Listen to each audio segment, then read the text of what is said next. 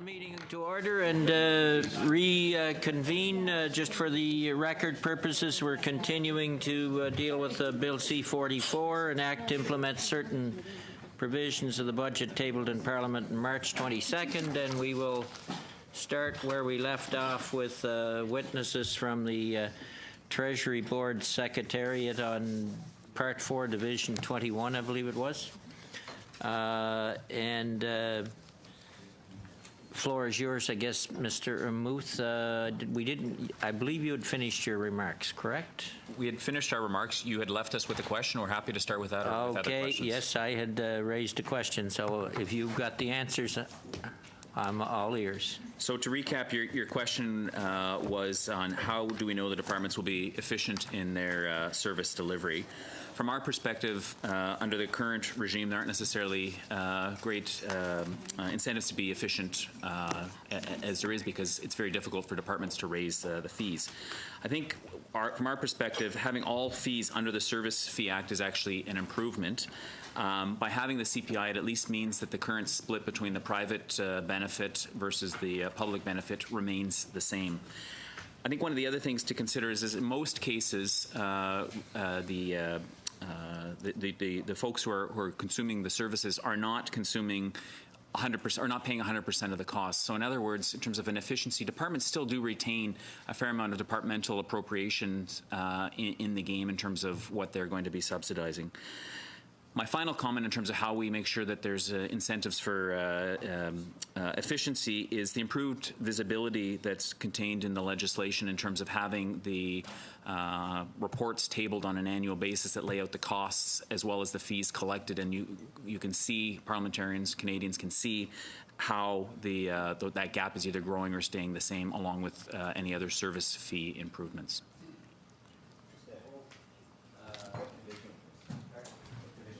It's Division 21, Part 4. Division last division in the Budget Implementation Act.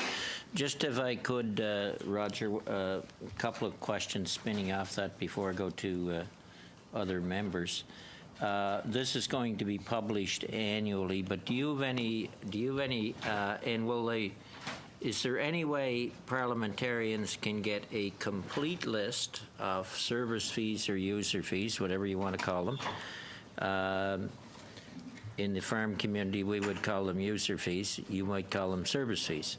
But is there any way we can get a complete list of, whether it's Canada, CFIA, Canadian Food Inspection Agency, or whatever, anywhere we can get a complete list, say what the fees were in 10 years ago and what they are now, and I know there's an obligation to report annually, but is there a way, is reporting done in a way that you have a chart which says CFIA, MRA, whatever, down the complete list of what the fees were this year, what they are next year, rather than total amounts of money? How's this stuff going to be reported? And can this committee get a list of what the fees were 10 years ago and what they are now? So I think one of the challenges in the user fee or service fee world is exactly the consolidation of the reporting. So currently, departments may report on their fees, and CFIA, for example, does have a fairly robust reporting that they table as part of the information that goes with their departmental performance reports. It doesn't go back 10 years, but longitudinally you could, I guess an analysis could be done going back in terms of what they've reported, depending on, I don't know, 10 years ago what they were reporting. I know in terms of the last couple of years they have been reporting on their fees. One of the proposed amendments to the in this legislation is the fact that on an annual basis, Treasury Board Secretary would take all of the departmental reports and actually consolidate them. So we would actually start to be able to have a centralized database with all the information that, again, after time, longitudinally, you would be able to look at that in a more easy, accessible way versus having to pull out individual departmental reports. Infrastructure section. Okay. I just one further question. Is there any anticipation? I mean, this is kind of new. where service fees and the same on excise taxes is tied into an escalator tied to CPI.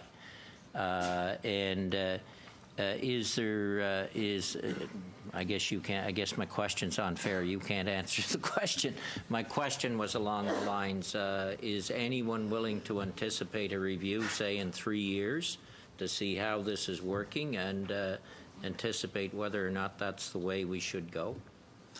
So, from our perspective, the inclusion of the escalator and tying it to CPI, and saying that unless a department has in their own enabling legislation a built-in escalator, in which case that was set through their legislative process, was basically to say that at a minimum, we want to make sure that the difference, the public-private split, the difference between the fees collected and the cost of delivering those services the gap remains static. So as costs go up by CPI and so on, the fee should then go up accordingly. In terms of looking at it from an individual fee perspective, I think that becomes part of the discussion for the departments who then are looking at modifying, looking at potentially even reducing as efficiencies or whatever come through, looking at their fees in terms of what or how that comes into play. The experience since 2004 with the only 18 fees coming through for either being introduced or renewed means that we have literally thousands of fees that have not had any increase in some cases, decades. And as a result, then, the departmental appropriations, the general taxpayer dollars are being used to subsidize those specialized services. So again, from our perspective, the CPI and putting that in there is really to keep that gap so that the broader policy discussion can happen where it should happen, which is with the responsible minister and their departments. I'll go to Mr. Ouellette and then Mr. Alpaz. I shouldn't be asking so many questions, but I got one more.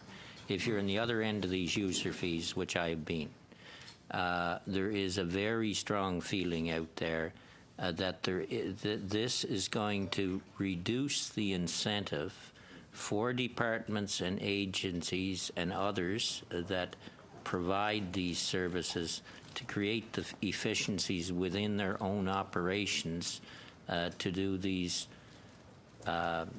services in the most efficient way. And that, I don't mind admitting, that's one of the problems I have with this approach. When fees do not increase, it puts pressure on the provider of the service, being the government agency or government department, to find efficiencies within and of themselves. And that pressure is not going to be as strong when you can just go up according to the CPI in terms of your fee. And that's a concern I have, and I don't mind admitting it. I probably shouldn't be saying that. But in any event, Mr. Ouellette. Thank you very much. Thank you very much for coming. Quick question about the review panel, or the panel to review the. I was wondering, when you set these fees, how are you going to ensure that there's enough of a broad spectrum of people involved in actually reviewing the fees to ensure that it is an appropriate fee that's set? So how do we ensure that there's a level of accountability to the industries or even groups or peoples, individuals that might be using these services? Sure. So I think one of the fundamentals under the User Fee Act and under the Service Fee Act is the fact that consultation is important, is critical in setting these fees. One of the things that, again, from our perspective, the Service Fee Act does is, first of all, includes all fees under that gamut, whereas in the User Fee Act we only have 18 fees that are technically under it. So the responsibility of the ministers and of the departments to actually engage is clearly now articulated in what departments have to do.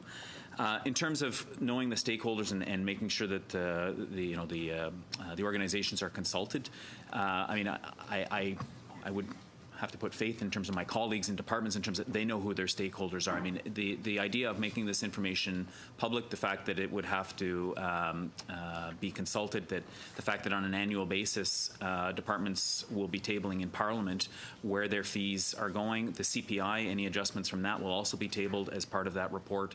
So the idea is the information is at least out there, and if a stakeholder group is, and I would say accidentally omitted, my feeling is through the transparency of what's being reported, those groups would be able to raise their hand and say, look, we need to play on this and have some conversation around this.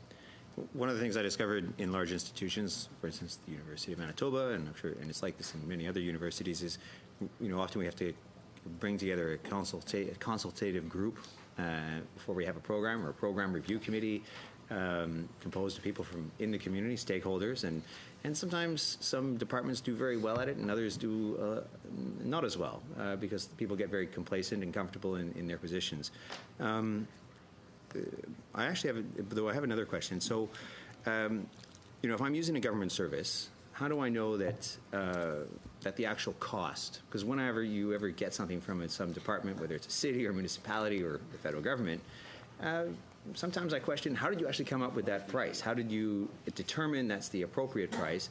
Because, it might have only taken you 5 minutes to do, but you charged me $100 to say for that service. And so is there a way of sharing more information with the citizens who use those services to say, this is the actual breakdown of the cost. This is what it actually costs us to do, and this is your cost, which might be a portion of that. But is there a movement to be more responsive and transparent with citizens? Yeah, and I think in terms of one of the pieces that we'll be doing in addition to this legislation is some supporting Treasury Board policy. One of the things that we're considering for that framework is to what extent and what actually has to be shared with the stakeholders groups. One of the things that is proposed currently is the fact that understanding and sharing with the stakeholder group what the costs are, the methodology for how you've determined the costs, so that if you only meet with the stakeholders to change costs or modify costs every 5-7 years, it's at least understood how that model would work. The other thing that would be part of that discussion then is again a discussion around the private-public split, and I mean obviously the government has and the minister has the final say in terms of how much, because obviously from a user perspective they may say that it should be more public versus private because it reduces their, so there's a tension there, but the idea would be is that there would be a discussion of that as well, all of which leads into again the setting of the price and an articulation of that price and a consultation in terms of that whole process. From experience of talking with some of my colleagues in some of the departments where they actually are already engaging with stakeholders, that's exactly the type of thing that they've been doing in terms of pre-work is developing their model, costing model, understanding what it's going to take, having a discussion, internal sort of a public-private policy discussion, and then engaging with their communities and their stakeholders around what that is in terms of setting the fees. Thank you both. Mr. Albas. Thank you, Mr. Chair. And thank you for your presence today. Certainly appreciate the work you do for Canadians. I'd like to just start by asking the question, first of all, obviously setting this to the CPI would require an ambulatory incorporation by reference. Is that correct? Would it include, sorry? An ambulatory or sometimes referred to as a dynamic incorporation by reference, because you're fixating a future price that has not yet to be determined. So the specific mechanism, but what's proposed in the legislation is that that we would set it to the CPI, and it's articulated in there how that CPI calculation. So the exact mechanism that you're speaking of, I'm not familiar with, but it's because the Joint Standing Committee of the Scrutiny of Regulations has taken issue with Crown corporations such as Canada Post fixating a future price that has yet to be set. And in the last Parliament, we actually passed legislation called the Incorporation by Reference Act to allow government in certain cases to be able to do that by reference tables. There is still some issue of whether or not it is proper to fix a fee that's yet to be determined by a rate. And so I imagine the Joint Standing Committee will be wanting to review this, Mr. Chair. A quick question, does it apply to Crown corporations or is it just to government departments? It's just to the government departments. Okay, that's I'm happy to hear that, because government departments at least have internal processes to be able to check costs. Where many Crown corporations, there are some ports and whatnot that may have less infrastructure for being able to evaluate those fees, because we have found that some of those different Crown corporations or boards that are set up may not be able to get timely information. Now, the question I would have is, how appropriate is CPI? I understand the simplicity because it is a well-established, understood index, but at the same token is that it often relates to a family's average basket of prices. And obviously, applying a metric which is meant to relate to an average consumer's consumption and the prices that they're subject to is much different than to government services that are specifically being charged to a individual user. What is wrong with just simply affixing, having a 3-year rolling review where, because again, CPI is a rear-looking indicator. We basically look to the past to see if prices have gone up. Why not have every 3 years review of government fees? And be able to say, well, our cost for gas or electricity in this region, which, again, there are regional differences in price of gas, our labor has gone up because of these fixed negotiation contracts. They're much divorced from the average consumers, whether or not they are the price of eggs went up. So why is the government simply going with an index which is grossly out of sync with government services? So from the perspective of what's proposed in the legislation, the reason why CPI was chosen was, number one, it was a very simple metric, and it was something that as well that covers the wide gambit of fees that are charged, everything from ice breaking down to campsites and so on. So the idea of trying to figure out another indicator that would fit across a broad selection was a little more challenging. The other thing, in terms of the fact that it being backward-looking and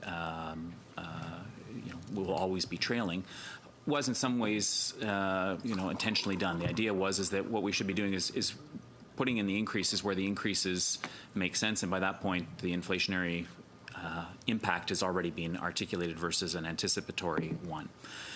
In terms of taking a 3-year review of looking at all the fees, with the thousands of fees and so on, again, we considered whether or not there was some other way of doing it. The amount of work that would require to probably come down to a very small incremental adjustment, that then if there was an adjustment that was across, if it was multiple percentages, argument would again be, is that more material than a minor inflationary impact? So the decision was made again to stick with the CPI. I think the final comments on the CPI as well are the fact that by doing it this way, by also publishing it on an annual basis in terms of saying to users as part of a report that the following year the fees are going to go up, it's something that has the ability for people to see and understand and actually start to plan for what that would be. So I'm not necessarily opposed to changes to the User Fees Act because it is a cumbersome piece of legislation. It was created by a private member's bill, and obviously private members' bill that we just don't have the resources as government to put together. However, the government of the day decided that it would work with the private member, and thus we've put in place a system that was very cumbersome to update with user fees. The challenge I have now is it theoretically possible for a department that because of you have a management, good management, where they're actually able to reduce costs, but because this is linked to the CPI, that there would theoretically be increases to user fees, even though the service itself, which should be self-liquidating, there should not be a profit motive for government. Is that theoretically possible under this arrangement? So again, I think it's important to look at, you have to look across the wide gambit, the thousands of fees. I guess possibly if a department was charging recovering 100% of the fees, they had efficiencies and the fees could drop down. One of the things I think that would, when that would happen, is through the annual reporting process. First of all, there would be visibility that the department is now charging more. And as a result, that would raise questions in terms of from a stakeholder group. And again, because it's tabled in Parliament, parliamentary committee could also pick up on it and call in the department in terms of looking at that. So you want parliamentarians and the general public to go through a document where there's thousands of different fees to basically find when there's deficiencies in order to raise and then correct that. Is that what you're counting on? No, I think the idea would be is, first of all, departments are going to manage this. Departments know, and the rules state that the fees collected cannot be greater than the amount of the cost. If, because there's significant efficiencies, a major efficiency or whatever, one of the things that would do is actually trigger the department to, and through policy again, the that they would have to then go back and look at to make sure that they are still keeping that within in the range. So what would be the trigger? Because we're, we've obviously gone through an industrial revolution, internet revolution. People are saying that eventually government can maybe catch up with other innovations that are found in other industries. Like the music industry has gone under a massive innovation process, which has totally changed the incentives. And some government services could go the same way if they were offered like that. So what would trigger that? Because I'm very concerned with what the chair has said here is that there will be no incentive to try and keep the costs down if they know that there's guaranteed a CPI, which has nothing to do with what the services they offer or the costs of what they offer. There may be some connection, but not much, tenuous.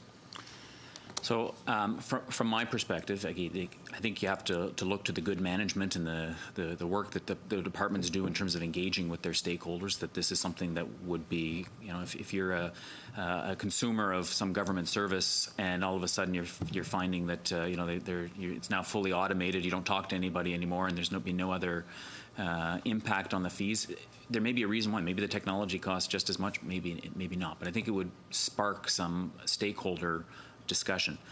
I think going back to the current regime and looking at what we currently have, which is right now fees are not going up. Yes, departments are looking at and still delivering the service.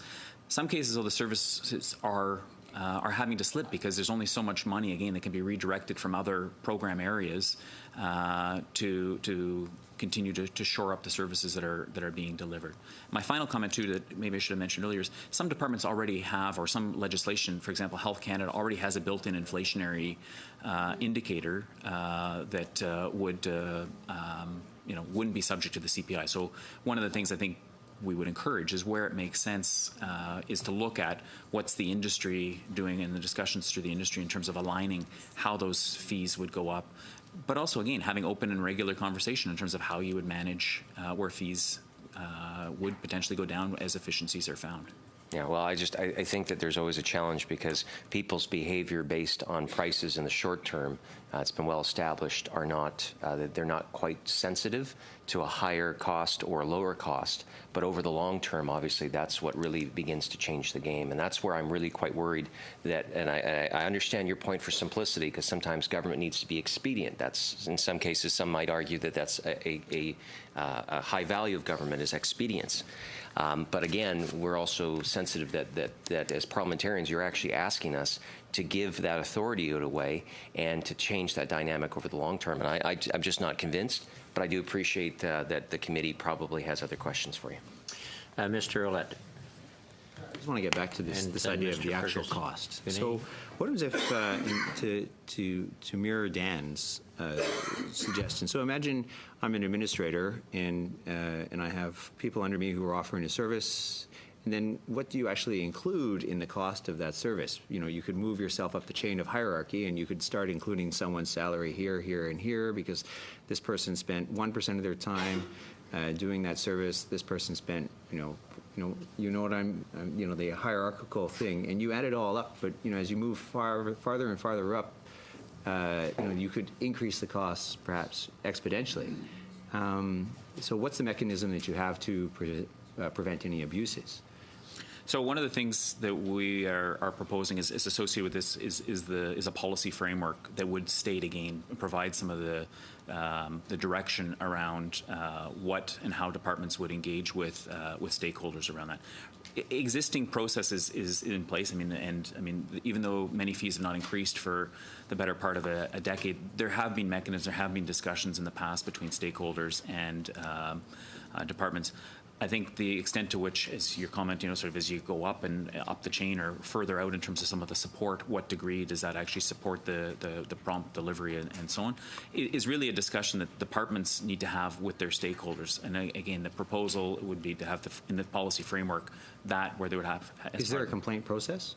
So there is, in the Service Fees Act, there still is an appeals process.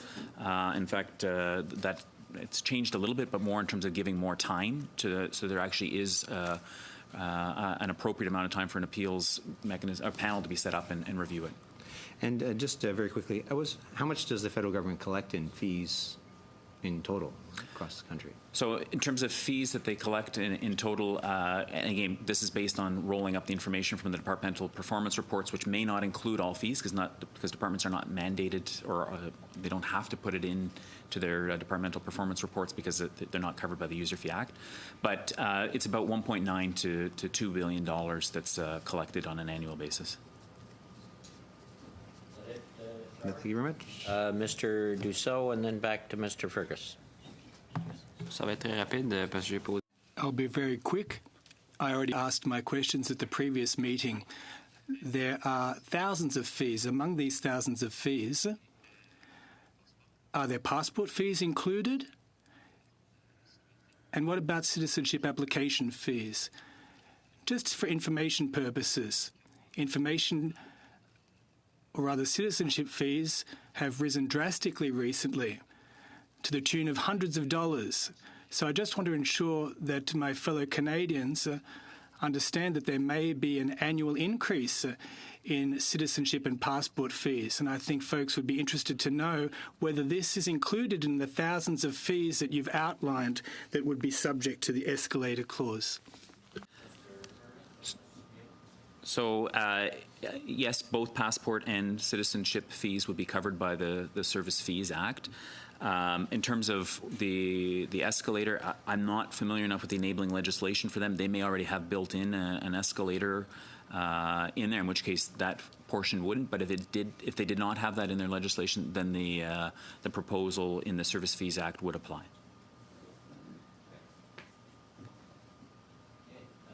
Mr. Fergus. Thank you very much for your testimony.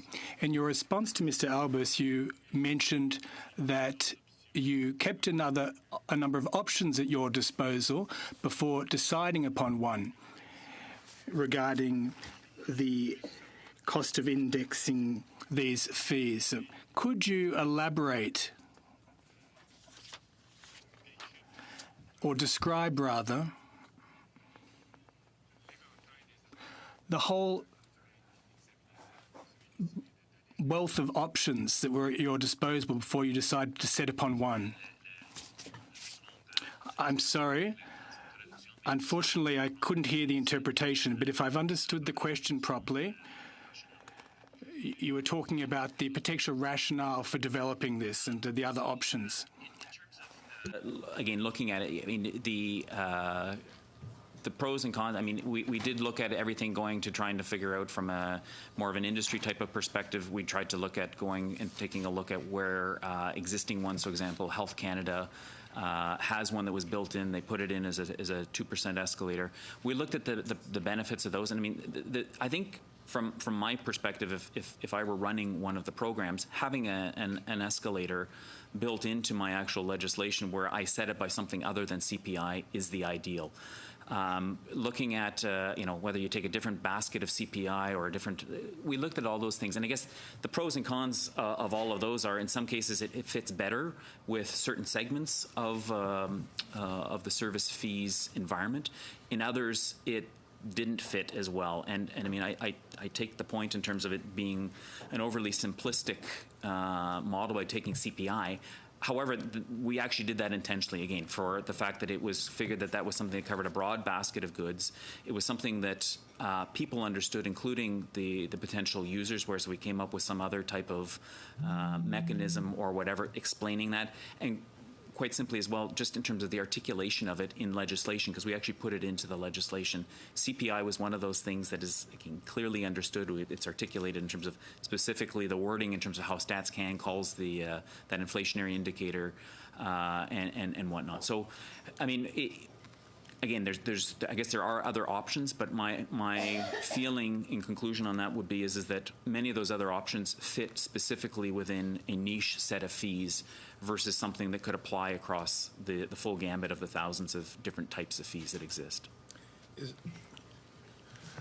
Is there a sense that your government is losing money, and to how much are we losing money per year that we could recover by having this provision put into the legislation? So I think that is it's a very difficult question to answer. What I can tell you is, based on the information that's reported in the departmental performance reports, associated with the 1.9 billion that's collected, the associated costs are indicated of being about 3.4 billion. Now, you can't say that the gap is, there's a $1.5 billion that we could increase fees. You have to keep in mind the whole private-public split. So after a decade, in many cases, of not increasing fees, there's no doubt that the difference between what the government initially set out in terms of what they wanted percentage of fees to percentage of cost to recover, there's no doubt that that gap has grown. But is it that full 1.5? I would say no. What the number is something that we will have to work specifically with the departments, and we are looking at, and we have had, and in fact, many of the departments who have bigger gaps are already looking at what and how they could look at their fees in terms of whether or not that split is still valid. Thank you. Is there any other questions? Is there any other place in the world where governments are attaching escalators for fees? Do you know? So, escalators for fees in other jurisdictions, in terms of the fees themselves, yes. In terms of the broader policy piece, like with the Service Fee Act, which is really the administrative legislation that covers it, that one I'm not sure, because what we actually have is a little bit more of a unique situation with the User Fees Act and with the Service Fees Act in terms of actually having that in legislation. Most jurisdictions have some degree of policy coverage in terms of what the how fees should be generated and so on. And again, I said it's a mix in terms of actually at the legislative stage. I don't know that we've found anything exactly like that. Okay, I have one last question. You're with Treasury Board, and you may or may not be able to answer this question, but I come from an outlying area in Prince Edward Island, and over the years, and I've been around for a while in Parliament, I see when there's cutbacks, it's the outlying areas that get cut. The people on the ground that do the work, yet the managing segment seems to increase in the bubble. That's Ottawa. Can you either get for us or tell us now, say how many managers there was for X number of employees 10 years ago versus what it is now, and how's that compared to the private sector? Because I always see us adding managers, which are the highest cost end, and reducing on the people that provide the service on the other end. Do you have any answers on that, or can you attain them for me? You're with Treasury Board. You might have access to that information. So I guess I personally do not have access to that information, but what I can commit is I can commit to taking the question back and working with my colleagues in other sectors in terms of looking at providing a response to that. Okay, that would be great. No further questions. Thank you very much, and a very deep thank you. I don't know how many times you came before this committee, probably 5 or 6 before you actually got to deal with your Division 21. So thank you both very much, and for your responses. Calling forward then Part 4, District 18, the Office of the Infrastructure of Canada. And I would mention to committee members, we will have to go at 12 o'clock, I believe it is, for the person from Veterans Affairs by video conference from Charlottetown will be at 12 o'clock. So we might have to go to depart from infrastructure for a little bit at noon while we hear from Division 12. Okay, then with the Office of Infrastructure Canada, we have Mr. Kuhn, Director, Canada Infrastructure Bank Transition Office, Mr. Grover, Analyst, Canada Infrastructure Bank Transition Office, and Mr. Campbell, Assistant Deputy Minister, Canada Infrastructure Bank, and Mr. Fleming, you'll have to give us your position. I don't have it down. With the Department of Finance, I'm the Chief of Infrastructure Policy. Okay, thank you all. And Mr. Campbell, go ahead. Floor is yours. Thank you. And for members, this is Part 4, District 18. That's great. Division 18.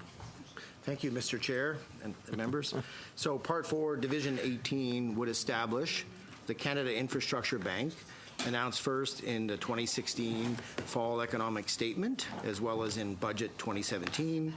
For reference, the proposed amendments are clauses 403 to 406 and can be found on pages 236 to 248 of the bill.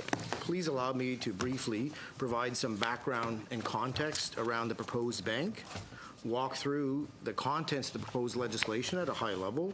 Finally, happy to get into question and answer.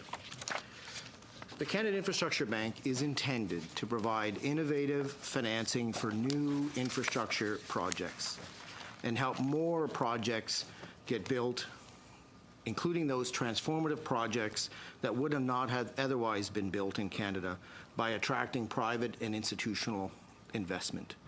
The proposed bank is part of the government's overall $186 billion Investing in Canada infrastructure plan.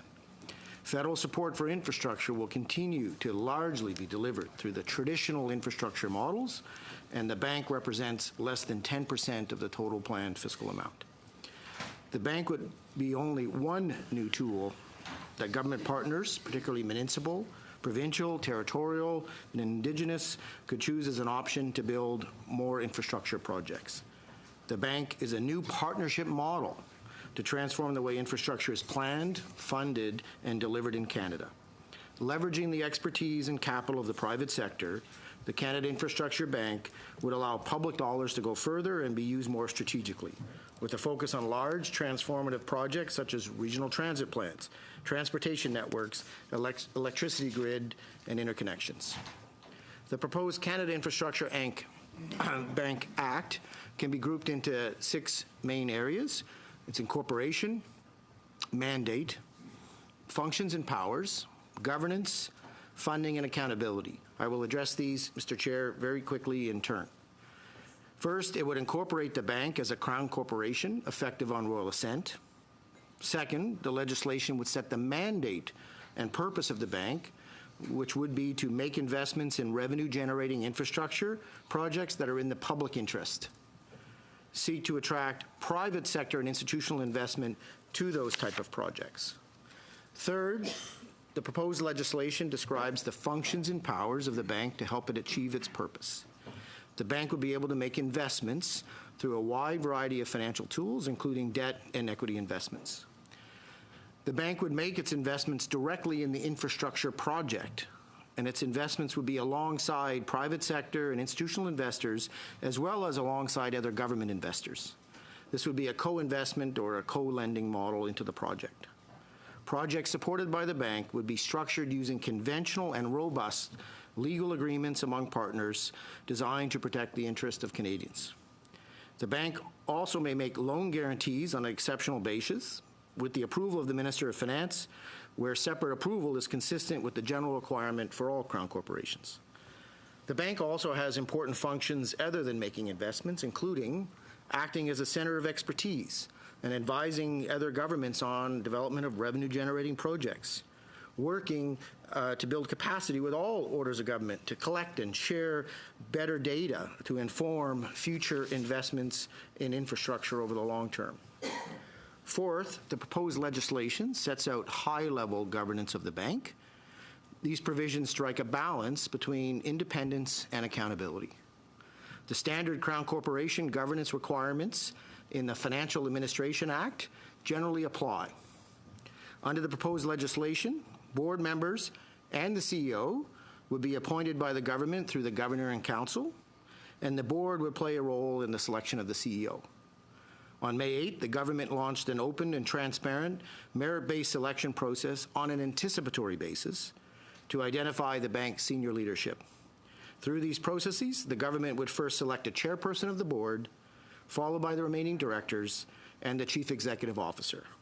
Any appointments would only be effective if legislation establishing the bank is passed by Parliament and receives royal assent. Fifth aspect of the proposed legislation allows the Minister of Finance to pay up to $35 billion in cash to the bank. It is expected that the bank's assets, liabilities, revenues, and expenses would be fully consolidated in the Government of Canada's books. We expect capital, that is cash provided to the institution, to only be transferred to the bank as needed to execute deals to reduce cost and overhead. While the cash amount would be $35 billion over time, the government has announced that the bank would be authorized to fiscally expense on an accrual basis only up to $15 billion over 11 years. That would be effectively federal support. The sixth aspect of the legislation would allow the Governor and Council to designate the location of the bank and appoint a responsible minister. The Crown Corporation would be accountable to Parliament also in a number of very important ways. It would be required to submit a summary of its annual corporate plan, as well as its annual report to Parliament.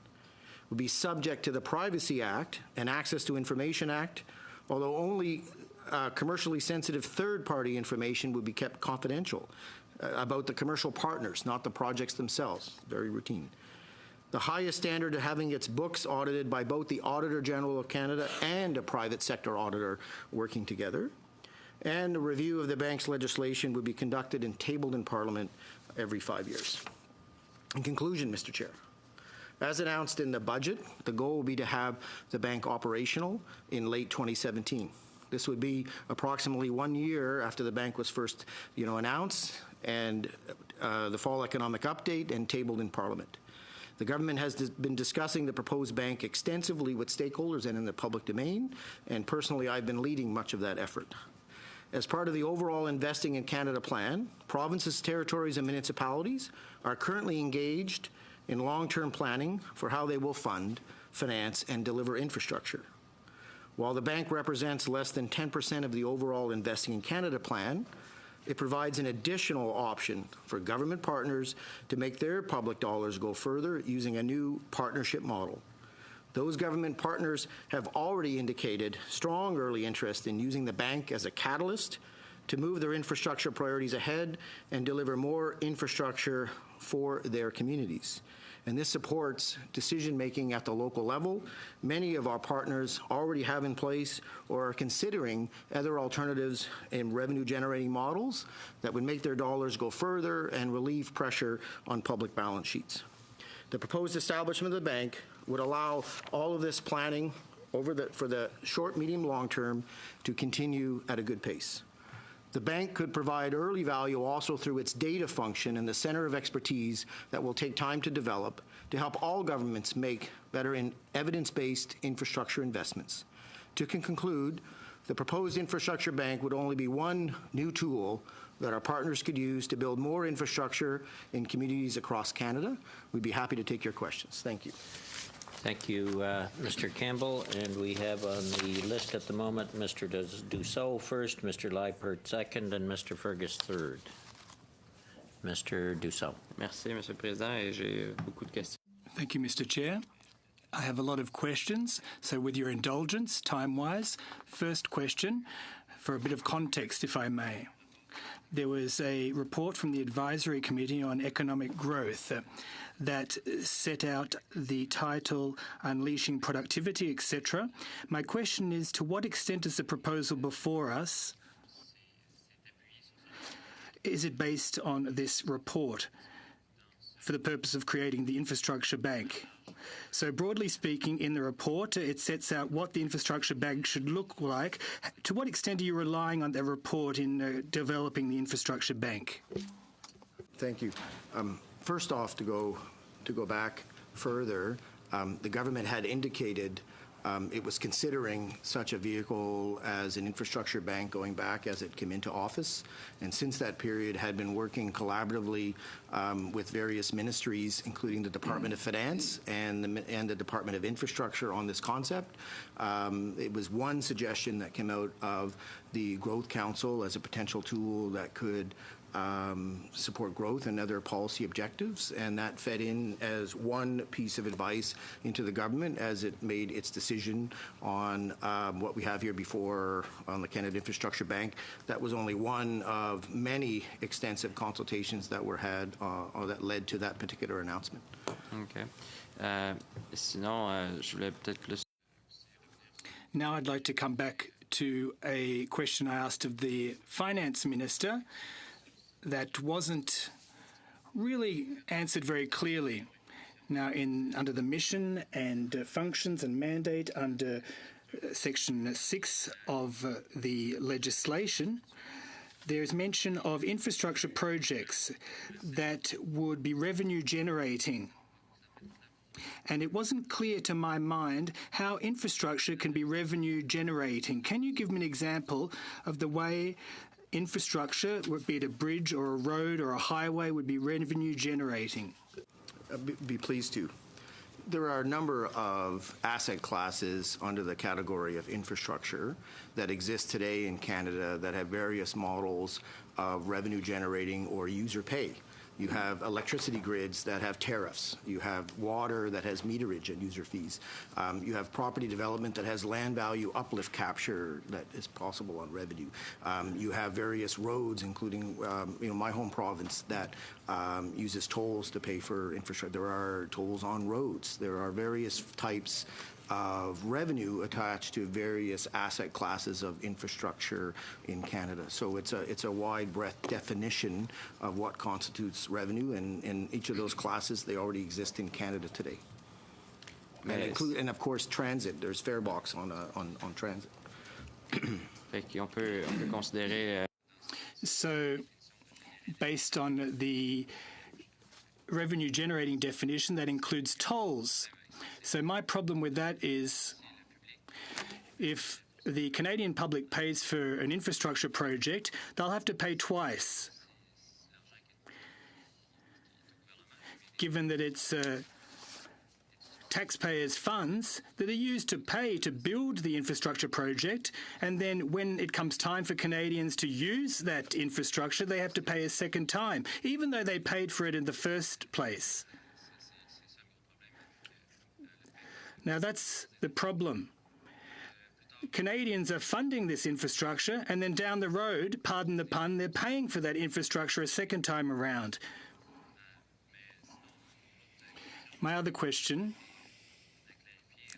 which wasn't answered appropriately to my mind by the Minister of Finance, who is the final authority when it comes to making infrastructure project decisions? Sometimes we're told it's the Minister or Cabinet who has the final decision-making authority as to whether a project will go ahead. Others say that it's in the hands of the bank, which is at arm's length and completely independent, and the government does not meddle in the decisions of the bank. Could you tell me exactly who will make the final decision to approve or deny project funding? Questions that I understood. The first one, I would disagree that under user pay models, that individual's paying twice. If you look at what's happening with a piece of infrastructure, when you bring in a revenue generating model, you're building a piece of infrastructure that might not have otherwise been built, or if it had been built, it would have less government money into building that infrastructure than otherwise would. So to suggest that someone is paying twice for the same infrastructure, I think it's a flawed expression. The objective here is to attract private sector financing into that particular model, and to the extent to which there is not public funding into that model, there may be a user pay that is attached to it, and that is what the private sector is bearing the risk on. They're basically incented to ensure that that asset is built and used, and that revenue receives value for money into the project. So really, we would disagree strongly that they were paying twice, and quite frankly, whether it's tolls or tariffs or user charges, many of our province, territories, municipalities, whom I've engaged with personally, have them in place now and are already contemplating more. This is an opportunity to use this and build even more infrastructure than otherwise would, and I think that's an attractive concept, but it will be something that will need to be decided at the local level.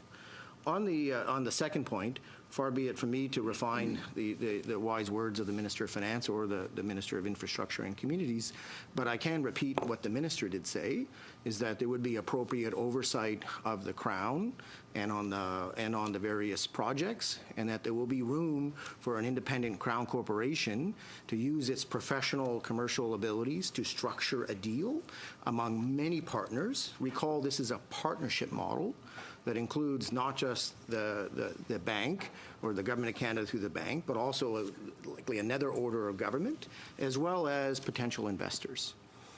It's quite clear the objective would be the bank would not be even searching to try to find financing for a project that was not already approved by one level of government. Usually it will, or our intent is, the discussions will come up through bilateral discussions between the province and the federal government. They would determine the list of their priority projects. Most of those, the majority of those, will be funded through the Investing in Canada plan, through all those other envelopes.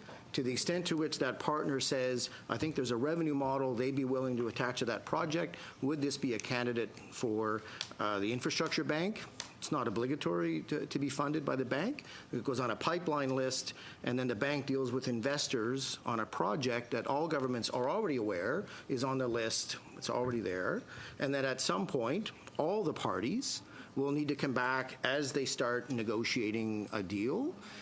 The debt investors have to go back to their credit committee. The equity investors will have to go back and have a decision. Whoever the municipality, province will have to go back at some point, and the bank to its main shareholder and say, we think we have a financing agreement on this asset. Are we willing to go ahead?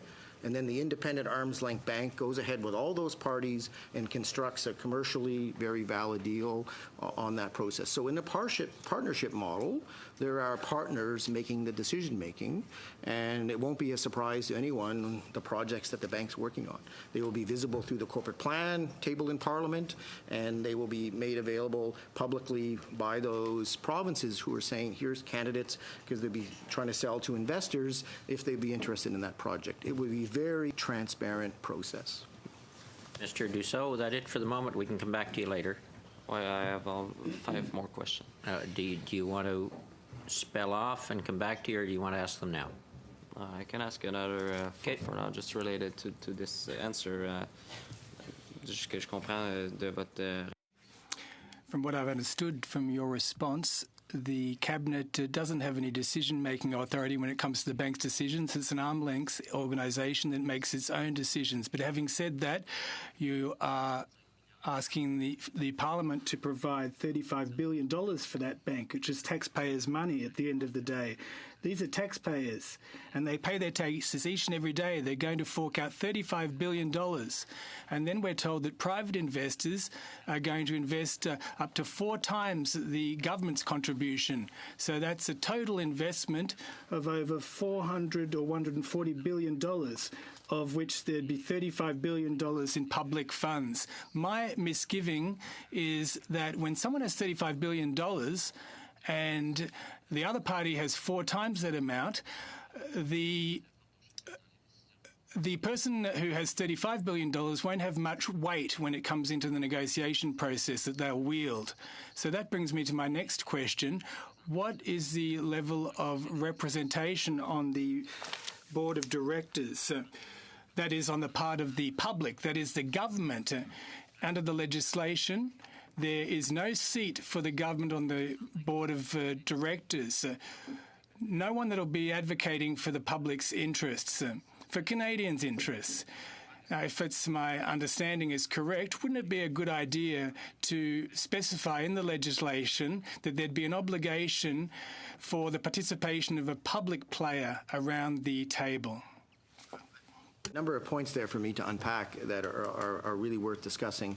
In the first instance, I hope I was clear. It may have been mischaracterized. Cabinet will have appropriate oversight of both the bank and the projects to which it is an investor. And as I said earlier, through that federal-provincial discussion of priority setting, cabinets on both sides will be able to determine which projects are their priority, and the Government of Canada will have an obligation through cabinet to decide whether those projects on the priority list are worth being funded either through bilateral funding or through the bank. So that public policy determination process will have been made. As I said, the bank, every project that's in the bank's pipeline would have already been through that screening, already would have been through both orders of government. It will not be a surprise, and that means the government and cabinet will have a say to ensure those projects on the list meet its priorities. In terms of the second point about the independence of the institution as it pertains to what the function is going to be, once a project is deemed to be something to which the bank may support, it can go try to find investors. The objective would be the bank to have as minimal support as possible to make sure there's a risk transfer deal that works for both parties to attract as much investment as possible. The bank would be the one in control of structuring that partner agreement along with the public sponsor of that asset, and it will go out and bid out for financial support either in debt or equity from the private marketplace to ensure a good dynamic. The independence and role of the arm's length entity is merely around making sure they have a good dynamic to structure the projects. They will not be asked to do public policy determination because the project that was in the public interest has already been predetermined either by the government bringing it forward or by the federal government who says that's a project that taxpayers are either going to fund at 100% and bear all the risk and do it through the normal models, which will be all those projects that won't have a revenue-generating model. But for those exceptional cases where the government say there may be a revenue model to where we could get that built without as much government support as otherwise would be there, then you go through and the bank uses its tools. The public interest will be reflected as it is now in the legislation. It'll be reflected in the corporate plan. The objective is to have an independent board of directors, representative of Canada, with no government interference on that board, so that you actually have them making sound financial risk, financial modeling, infrastructure, sound legal due diligence, and that's what we want the board. Board presiding over the institution, giving direction to the CEO so they can effectively run the arm's length Crown Corporation to execute its mandate, which is the structuring robust deals and managing that way. We will be, just to conclude, reducing some of the overhead and financial cost of the institution by only providing cash to that bank as it needs as projects develop. And you'd mentioned $35 billion. Well, the government's being very transparent that it's a $15 billion profile to which it would have otherwise just transferred to other projects. It now wants to use strategically to absorb some very strategic risk in a project to ensure more incremental projects get built than otherwise would. And we think collectively that's in the public interest. Non, je pense que c'est dommage que. I think it's a bit of a pity that there's no seat being set aside to protect the public interest, given it's the public's investment, whether it be $15 or $35 billion. Each and every dollar, well, there must be accountability for each and every dollar to make sure that it's being spent appropriately. And based on your response, there seems to be no need in your mind to have someone sitting around the table representing the public interest. It's only the stakeholders of the private investors that will have a seat at the table and have oversight. The projects that will bring in 7 to 9% spin-offs. But I'd like to let my colleagues ask some questions now. Mr. Dussault and Mr. Leipert. Are we not going to the vet? As soon as it comes up on video, Oh, we okay. will. All We right. have to wait till they connect, and then we'll suspend to do that. Okay. I have a couple of lines of question. I'm interested in the process of how this is before us. Who decided that it should be part of the budget bill? That is a government decision. Well, no, because then I guess, government decision, okay. Is it, Cabinet decision, correct? Is it in your view, is it appropriate to be part of this budget bill? I really I don't. was going to say that it'd be inappropriate for me, to answer on a personal basis. However, I can express that this is a fiscal instrument, a fiscal support measure that sits inside the Invest in Canada plan that was framed inside Budget 2017 and previously the Fall Economic Update. That's not an opinion, that's just fact. Right, so is there a plan B for this bank and the establishment of this bank in the event that we are already hearing strong indications from the Senate that this is something that the Senate doesn't believe should be part of the budget bill? Is there a plan B if the Senate doesn't approve this particular part of the budget bill? Just to answer, all of our planning to date, including as the senior official in charge of this project, is on an anticipatory, it's on a planning basis that everything is subject to parliamentary approval outside of some of the activities that we've been working on, and really it's for Parliament to decide the next steps or like the future of this project. Are you wanting to break? Finish this line of questioning I'll come first? back. Okay. I'll come back. Okay, with that, have we got Miss Faith, Miss McIntyre? We will. You folks are okay at the table there, Mr. Campbell and crew. Unless you want to grab a coffee, you can do that too. We will suspend your testimony for a moment, and we'll turn to Part 4, Division 12, which is Department of Veterans Affairs. And Faith McIntyre, Director General Policy and Research Division, comes to us from the great province of Prince Edward Island, but you should have a picture of the island behind you, not that concrete wall. Floor is yours, Faith. Go ahead. Good. Thank you very much. Can you hear me okay? Yes. Okay, wonderful. So, Mr. Chair and honorable members, it's certainly a privilege to be able to address you today. I do have some very brief remarks just to situate the context of the changes that are being put forward for Division 12 of the Budget Implementation Act. So I will be brief because I know there are some time constraints today. So we are here to discuss the Budget Implementation Act, which includes 3 of the 8 Budget 2017 initiatives that were provided for Veterans Affairs Canada. They include the Veterans Education and Training Benefit, a redesigned Career Transition Services Program, and the new Caregiver Recognition Benefit, as well as a change in the name of the Act and enhancements to simplify administration, all of which will come into place as of April 1st of 2018 and total $624 million of investment over 5 years. So to begin, we are proposing to change the name of the Act from the Canadian Forces Members and Veterans Reestablishment and Compensation Act to the Veterans Wellbeing Act. This change highlights the important link to our ultimate goal, which is the well-being of veterans. As well, the Family Caregiver Relief Benefit will be replaced with a Caregiver Recognition Benefit, a monthly payment of $1,000, tax-free and indexed annually, that will go directly to the caregiver. It will be provided in recognition of the valuable role that caregivers play in supporting seriously disabled veterans.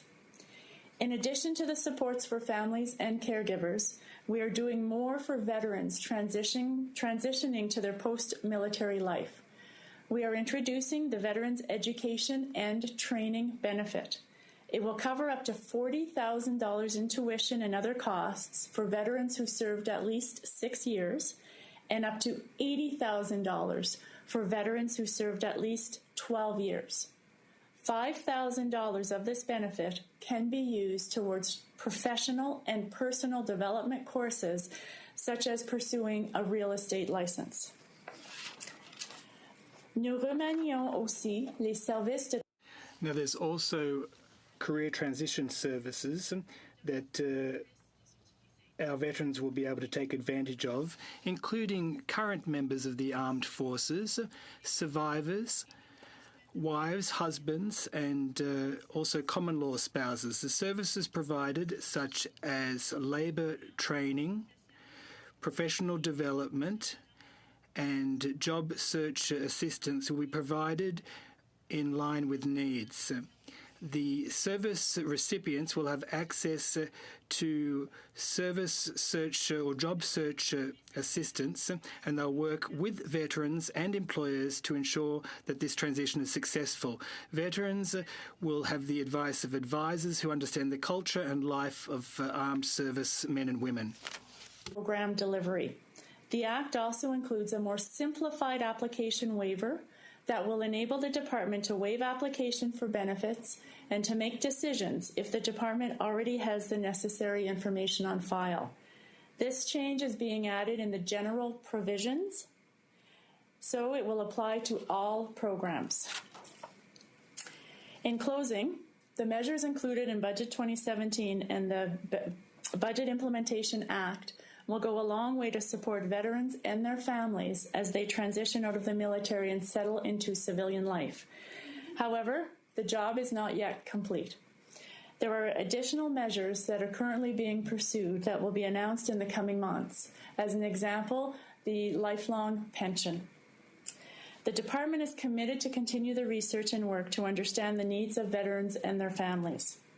So I thank you for the opportunity to speak briefly to you today in my remarks, and I am certainly available now to take your questions.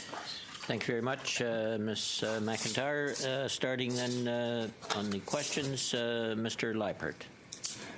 We had the members of Veterans Equitus, I believe, or is close to that anyway, testifying as witnesses yesterday. And I guess there were two things that I recall that they raised. Obviously, the one is the lifelong pension. And so, and you just mentioned it would be announced in the coming months. Is there any particular reason why it wasn't part of the budget? Yes, certainly. Thank you very much for that question. And I'm hearing some feedback, so I'll just continue. Can you hear me okay? Okay, perfect. Thank you. In the budget narrative for 2017, it did indicate that we wanted to ensure that we got it right. So we are continuing our consultation with stakeholders, our research and analysis into the monthly pension, and the Government of Canada has committed to announce that in the fall. Okay. The second thing that was raised was the fact that there was a commitment, or they felt there was a commitment at some point in time, to what I would describe as a physical treatment center somewhere in the country where our military could, I guess, receive counseling, receive treatment before it was too late. And according to the testimony yesterday, this $20 million that they felt was promised ended up being diverted into research. Can you make some comments on that? Yes, certainly. Thank you very much. So, as I indicated, there were 5 other initiatives included in Budget 2017 outside of the Budget Implementation Act. One of those that you're referring to is the Centre of Excellence on Mental Health and Post-Traumatic Stress Disorder. I will, however, start by saying that we currently do have a network of 11 occupational stress injury clinics, which are located across the country. We work very actively with the regional health authorities, the provinces, in order to ensure that through memorandums of understanding, that treatment is available for individuals that require it with OSIs. So there are physical locations and support available. If I could just interrupt, the argument to that was they weren't specific for military. The testimony was that the military were in these centers with gang members, with people who they didn't feel comfortable in expressing their views. They felt that there was a commitment to a specific facility just for military. Okay, thank you for the clarification. The occupational stress injury clinics are indeed run, if you will, under the authority of Veterans Affairs Canada. So they are for our client group. We do, however, include our CMP, which, as you know, also through a memorandum of understanding are involved in our services as well. So I'm uncertain specifically what type of programs these individuals were referring to. I will also state that we have one residential clinic, and it's operated by the province of Quebec, out of St. Anne's Hospital, where veterans only, and other clients, possibly our CMP as required, can actually go and physically remain there for a period of weeks for inpatient type care, and that is specifically for our client group. Now, the Centre of Excellence, indeed, it was $17.5 million that was provided over 4 years, is to assist in moving forward with treatment practices, research, analysis with key partners and stakeholders so that we can enhance the services that we are already providing, as an example, through those occupational stress injury clinics. More than happy, though, to dig a little further into that, and I haven't had a chance to read the testimony of the individuals yesterday, but I can, and I can certainly get back to you, sir. Thank you. Okay, thank you, Mr. Leipert. Ms. O'Connell, then Mr. Dussault, and then Mr. Ouellette. Thank you, Mr. Chair. Thank you for your testimony. Yesterday, I'm referring to that testimony as well, we heard from an individual in regards to the caregiver benefit and the $1,000 a month, so essentially $12,000 a year. One individual explained the fact that his wife, for example, had to leave a $60,000 job to care for him, and $12,000 certainly doesn't replace that or cover that. So my question is, does this caregiver benefit then take away from other funding that might be available for, let's say, a nurse that might come in the home or whatever other needs given the extent of the disability? Does this, if someone accesses this, does it then take away from other opportunities or other funding initiatives to help with their care? Thank you very much for the question. So the caregiver recognition benefit is indeed, as stated, for recognition. So certainly recognize that it's not a financial or income replacement. What the intent is certainly to recognize that there are caregivers, most of whom are spouses, that do require, some monies to assist. However, again, the purpose and the intent is for recognition. And that is why it's named as such. To your question, however, it will not and does not remove any other authorities or eligibilities, for example, for treatment benefits or Veterans Independence Program services, other respite that might be offered to the veteran as well, or nursing services, as you mentioned. So no, not at all. It would be in addition to. Okay, thank you. And my last question is in regards to training for frontline workers. We also heard testimony yesterday that frontline workers often don't understand whether they're new proposals or new benefits or the interpretation of them. And the testimony yesterday was, veterans are getting denied just because the frontline or the intake person doesn't want to or doesn't know how to interpret whether or not they're qualified or not. And it requires the veteran themselves to appeal constantly, and some just give up. And so what is being done with any of these changes to ensure that the frontline intake who are working with these veterans actually know what the policies are, know who's qualified, and ensures that anybody who's entitled actually receives the benefit? Thank you again for that question, a very important one. And certainly I acknowledge that the system is complex and it is not necessarily the easiest to maneuver through, whether it be from a client perspective or at times even from a staff perspective. And as you know, we've made a significant investment in order to hire about 400 new employees directly in the field and in service delivery area. We do have a very robust national orientation training program that was developed that all of our new field staff have gone through and will be going through if they are very recent hires. Part of that is certainly explanation of policy of benefits, including systems. As well, we will be rolling that orientation out to all of our existing staff to make sure that everybody is at the same level of understanding, and even more so, for example, my area in policy, the training and orientation will also be offered to staff in other areas of the organization. More specifically to your point, we also just completed a service delivery review, and one of the outcomes of that service delivery review certainly acknowledged that there is communication that needs to be more assured as to how we communicate from a functional direction perspective to the field, as well as the reduction of complexity in the numbers of policies, of business processes, and it ties back even to the legislation and authorities that we have. How can we best simplify that work going forward? And we have already reduced our policies by over 200 in the last few years, but we are also looking, as an example, through what we're doing with the Budget Implementation Act, as putting in this waiver, where again, if we already have all of the information on file, we would be able to then make a decision without having to have contact directly with the veteran to get further information. We can then also look at what other benefits they would be eligible for and make those decisions. So that should reduce, like you said, that unfortunate need for the veteran to be constantly going back and forth and possibly even requesting reviews and appeals. Certainly something we're very aware of through the training, orientation, and even our service delivery review action plan, looking actively at moving forward. Thank you. Thank you both. Turning to Mr. Dussault. Merci, Monsieur le Président. Je vais être bref. Thank you, Mr. Chair.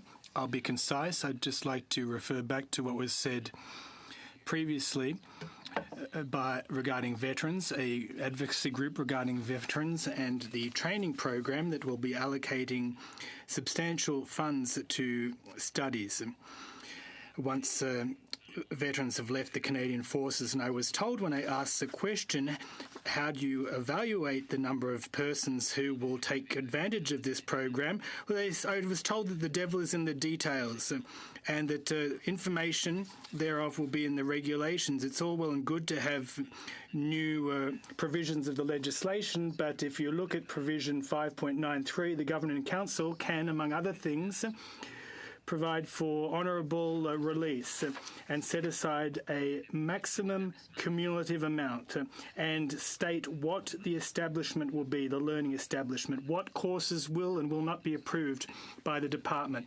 Everything will be subject to the regulations, and as I said, the devil is in the details, and the details are in the regulations as to whether or not veterans will be accepted into these programs.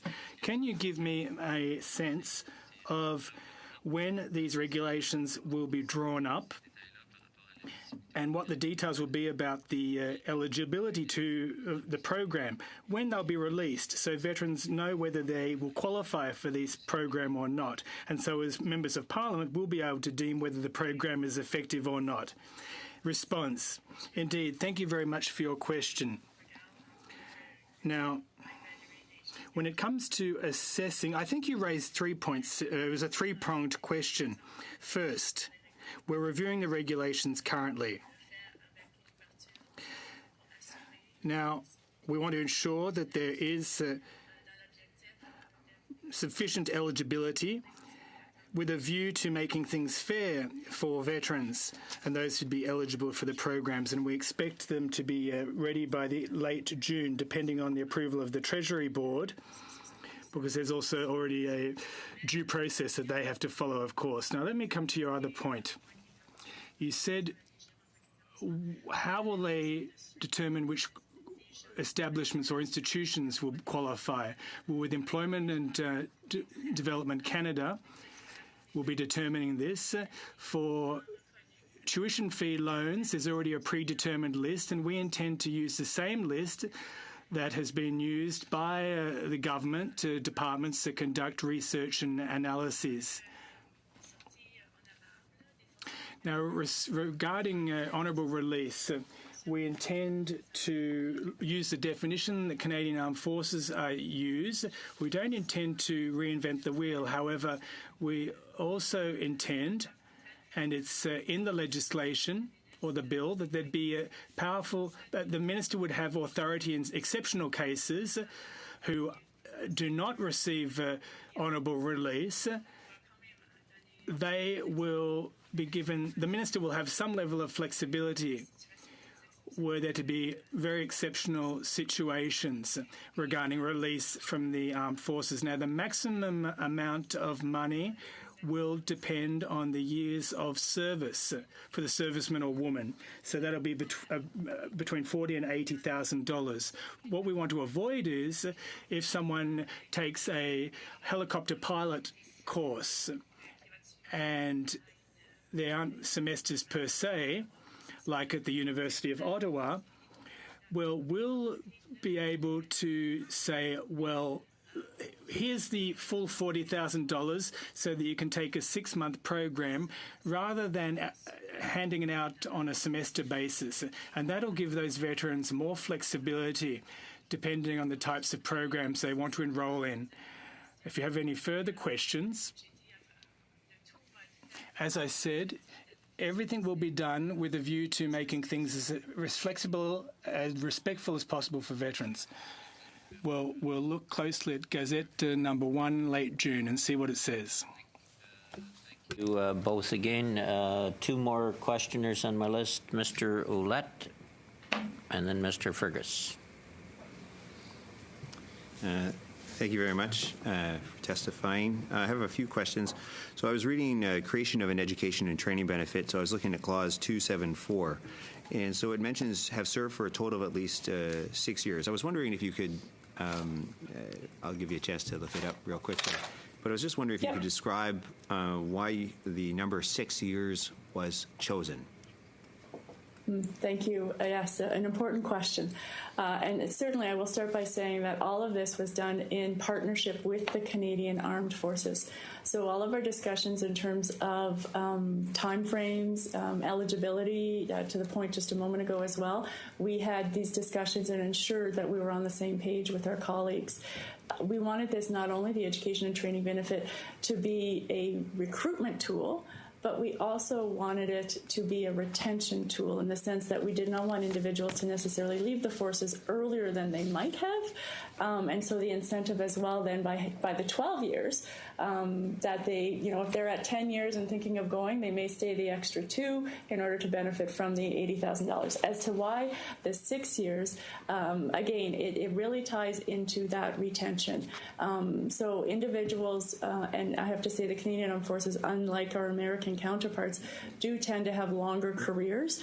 They do come in for much longer periods of time. In the States, they come in, they might do 1 tour, and then they'll release.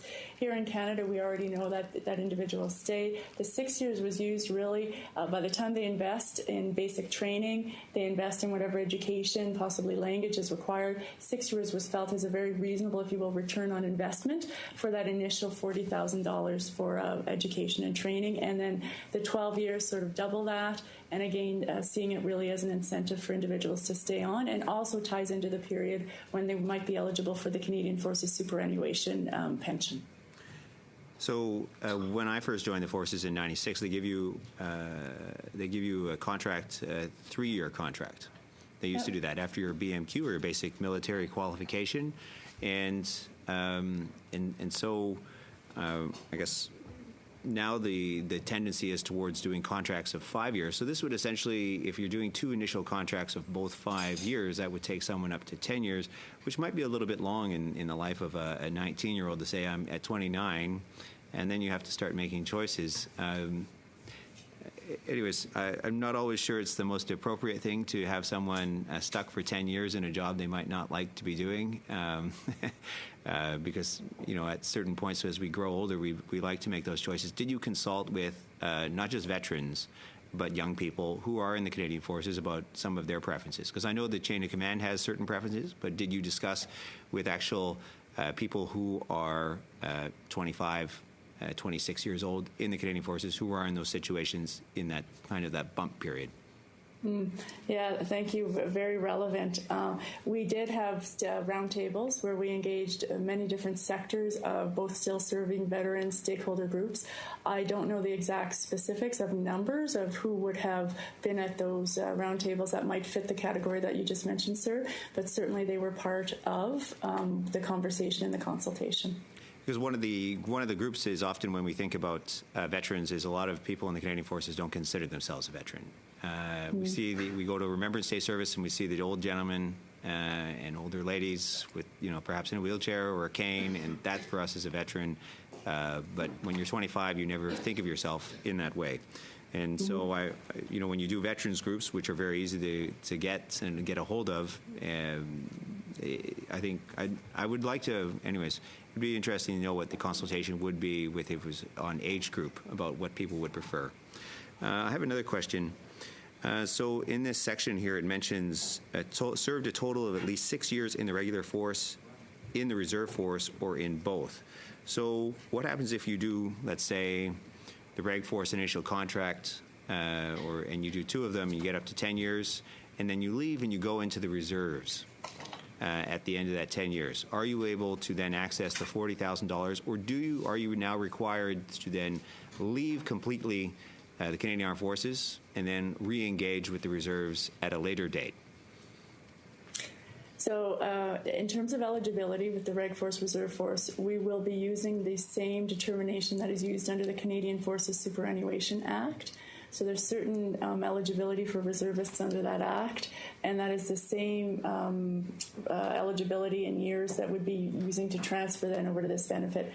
I can't specifically respond to the scenario that you've outlined, but the intention would certainly be, again, to follow what's in the Pension Act for Canadian Armed Forces, but to make sure that an individual is obviously not penalized for having left the Reg Force, going to reserve or back and forth. So that's what would be our point of reference. So the Superannuation Act, so that's you have to serve a minimum of 10 years, I believe, pensionable service in order to access that benefit. So you have to serve 6 years full-time service is what you're saying, reserve or regular forces? In the Canadian Forces Superannuation Act, there's a section that actually defines reserve force time. Unfortunately, I don't have the act in front of me to pull it out. My apologies, but that's what we'll be referring to in terms of how to then define reserve force time in pertinence to this education and training benefit. I believe there is also a Reserve Force Pension Act. So I guess my question is, if you often have long-time reservists that have been serving up to 15 years but might not have 6 full years of service, they might have done 3 months here during the summer helping out, doing some flood work, doing some a quick couple missions in Afghanistan, and you might not get up to that 6 years. They might not be eligible even though they've been working for the Canadian Armed Forces for over 15 years. That's what I'm understanding. Well, I can't answer that question specifically, but I will say that we are now in the process of drilling down on all of these pieces as part of the development of the regulations. So I will take note of it, and I will certainly follow up and ensure that we are very pertinent and open to the reserve force. Well, I was just, je vais maintenant changer en français. Dernier. And I'll switch to French. Just a quick matter for the chairman. Now, I was reading remarks from the Veterans Ombudsman. Mr. Guy Perrin wrote a blog, and he said to get rid of these whole urban myths about the regular forces and reserve forces. And, I'm not just going to ask questions tied to that, but my question is that the Ombudsman suggests that we need to eliminate the difference between the supplementary benefit and a number of other occupational accident benefits. He raised a number of questions about the differences between the reserve and regular forces. And my fear is that at some point, we haven't address those issues. If someone to injure themselves during their service in the reserve services, they're in Gatineau, for example, and they get injured, what happens? perhaps they won't get the same kind of compensation or benefit as someone from the regular services. Slow down? You're telling me to slow down? We are on the Budget Implementation Act. It's related to this actually, because the difference I think is when try you look and at, keep it as tight as you can, because we do have a lot of other. it's just the difference between, because these are two different groups that have always been seemingly the reservists have always been the poor man in the Army, yet they bear an awful lot of the load, and I want to ensure that we're actually protecting them not only here, but we have a consideration for them in other programs which are just as important, if not more important. Yeah, I hear you. Go ahead, Faith, if you have if you want to respond. Sure, no, I thank you very much, and it is a very important consideration. You know, we do have eligibility for reserve forces in all of our programs, but to the point of the ombudsman as well, we are now working towards a consolidation of all of these benefits, and in doing so, we are relooking at that eligibility, working actively again with the Canadian Armed Forces, but the intention is certainly not to have two tiers, if you will. The intention is to be able to ensure that there is a smooth transition for all those that have served the country. So point taken, and it will certainly be part of our analysis go forward. But having said that, there is eligibility for reserve force now. And just one final comment. I know it's not going to be very long, but I appreciate everything you've been saying. As you move forward with this creation of education training benefit, I think we just have to be very cognizant that if we impede anyone from actually going into the reserves after their full-time service, the reserves often relies on former Reg Force members who become the backbone, because they're the senior sergeants and senior master corporals who help run these units. And if they feel that they can't get this benefit because they're entering into the reserves because they become eligible for it, it will degrade the quality of our reserve forces, which are also, now it's one force. We are all supposed to be working together. So I just want to ensure that we protect that element of our capacity for national defense. Thank you. Okay, Mr. Fergus, final question. I think pretty briefly, thank you very much, Ms. McIntyre, for coming today.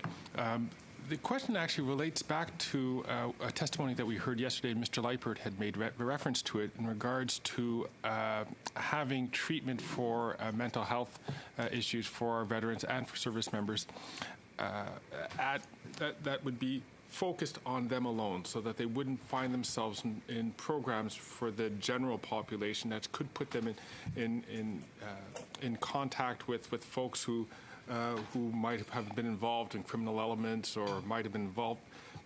And I understand the importance of having that, so that they can really be able to fully express themselves and feel free to do that. And you had mentioned in your response to that question that we have the center in Sainte-Anne-de-Bellevue in Montreal, which is a great center. I know it well. My question is how accessible is that center?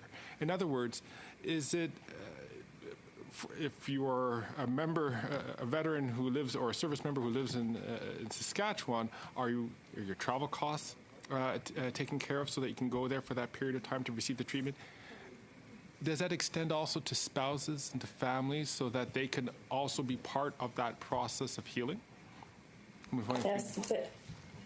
Thank you. So it is our only, if you will, VAC sort of operated through the province residential inpatient clinic. It is accessible to veterans across the country, obviously, who are referred for their proper mental health reasons to attend. Their travel is indeed paid. And in most circumstances, again, depending upon the need of the spouse or the family member to attend, there would be travel considered as well for them. But difficult to speak broadly because it would really depend on the circumstances as to why those individuals would need to attend with the veteran. But for the veteran themselves, absolutely, it is fully covered. Thank you. You're welcome. Thank you. And just to close off, just to come back, Ms. McIntyre, to what both Mr. Leibert and Mr. Fergus referred to, I would encourage you to go to the minutes of yesterday's meetings. I think the veterans here did express real-life concerns, something along the lines that the current system, from their perspective, does not come close to providing the standard of care and compensation that is owed under the social covenant. And they expressed that pretty pretty vividly. So just to make note of that. And I do thank you for your answering our questions. The committee did stray some distance from the Budget Implementation Act, so we appreciate your broad answers to those questions. So thank you again. Okay, you're welcome. Thank you. So we will turn to back to Division 18, Part 4, Infrastructure Canada. And who were we? I was. We were on Mr. Leipert. Yeah, and I'll try and be as quick as I can here, Mr. Chair. I just wanted to sort of, on the line of questioning before we broke, I guess the real concern that is being expressed is that this initiative really needs more study, and it shouldn't be. It should be carved out of the Budget Implementation Act. So I just leave that. You may not be in a position to make any further comment on that. But I did want to ask one final question. Yesterday in testimony from, I guess it was people who had done some significant research on this idea, described the difference between a P3 project as we know it today and what they saw this bank having the potential to do, is that, these are my words and not theirs, these projects would be larger, more riskier, but also potentially more reward. In other words, a larger gamble than what the typical P3 project might be. Would you agree with that? I would not, actually.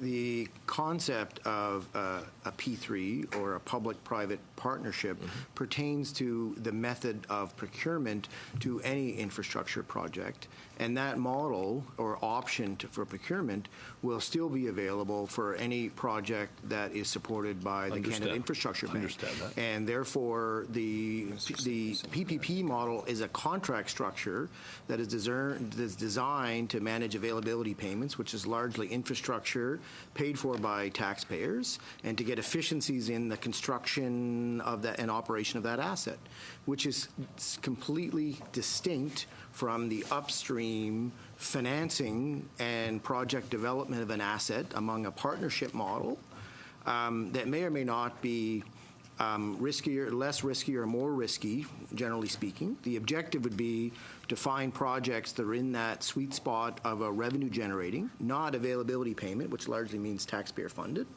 that are not too risky, that it's not in the public interest to do so.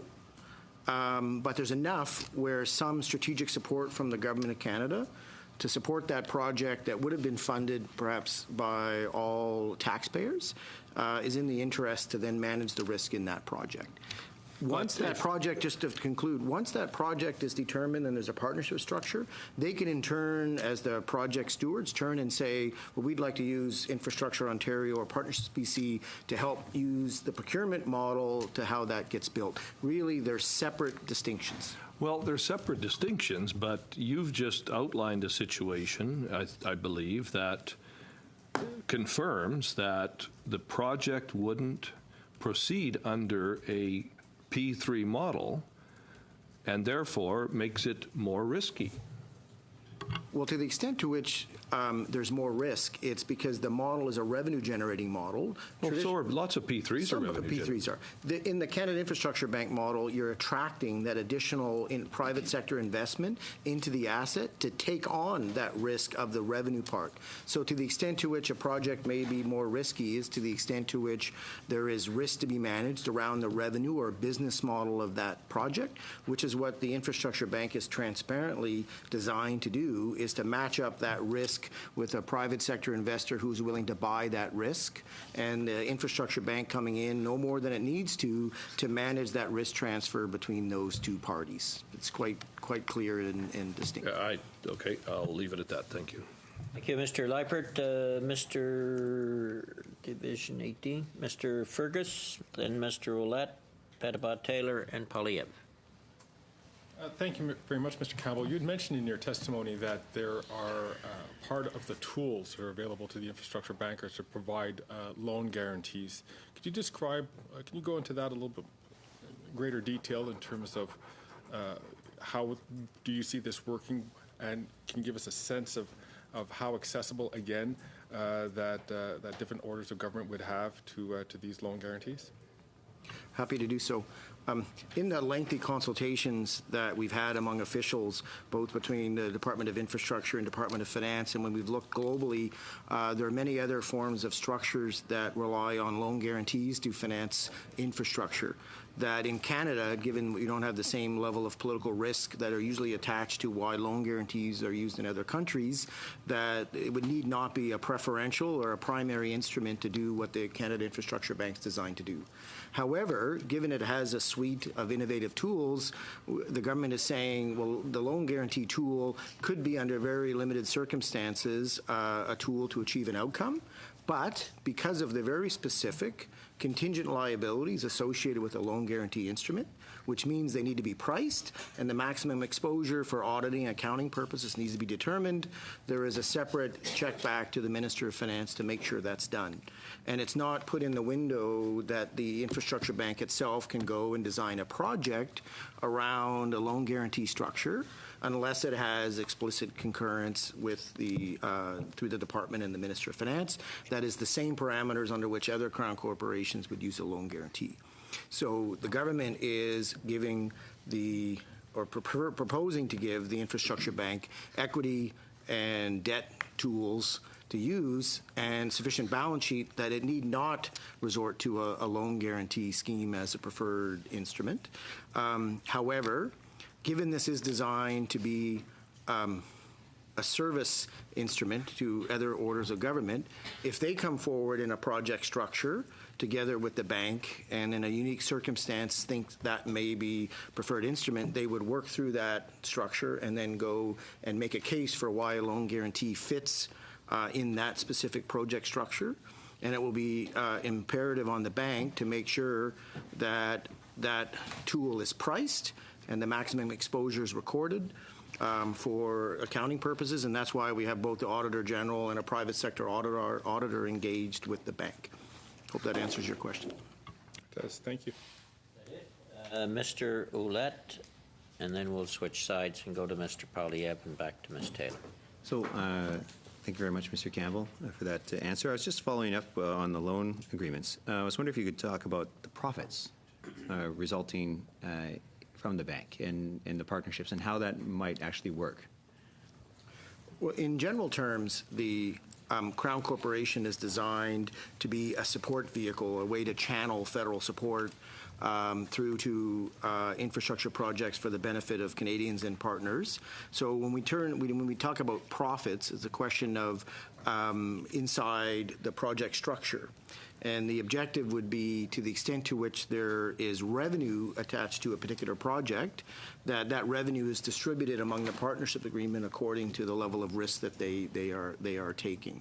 So these are not designed necessarily to be the bank itself is not expecting a return, given that the government's expressly saying this is a forum to deliver support to projects, but less support than it otherwise would.